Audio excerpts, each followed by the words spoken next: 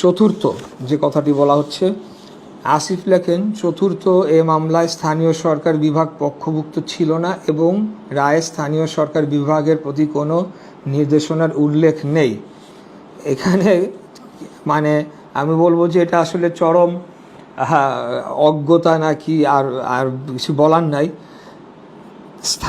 স্থানীয় সরকার বিভাগকে এই মামলায় পক্ষভুক্ত করার কোনোই কারণ নাই, এটা হয় না, কারণ তারা নির্বাচনের কোনো পক্ষ না। তাদের কাজ হলো নির্বাচন কমিশনের আদেশ মেনে প্রয়োজনীয় পদক্ষেপ গ্রহণ করা। অতএব যেখানে আইনের মধ্যেই তারা কোনো পক্ষভুক্ত হতে পারে না, সেখানে এই কথাটি কেন বলা হচ্ছে, এটা তো আসলেও মানে এখন সবাই নিশ্চয়ই বুঝতে পারবেন যারা আইনের বিষয়ে কিছুটা ধারণা রাখেন। যেখানে নির্বাচন স্থানীয় সরকার বিভাগকে এই মামলায় পক্ষভুক্ত করার কোনো কারণ নাই, কারণ তারা নির্বাচনের কোনো পক্ষ নন।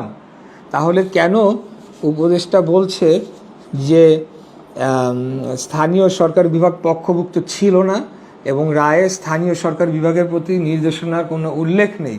যেখানে স্থানীয় সরকার কোনো পক্ষই না, তার প্রতি আবার কোর্ট কী নির্দেশনা দেবে? এখানে আইনেই তো বলা রয়েছে, সিটি কর্পোরেশন আইনে তা স্থানীয় সরকার বিভাগের যে কাজটুকু সেটি খুব স্পষ্টভাবে ডিফাইন করা হয়েছে যে তারা নির্বাচন কমিশনের গ্যাজেটের আলোকে তারা শপথ গ্রহণ অনুষ্ঠান সম্পন্ন করবে, এতটুকুই তাদের কাজ।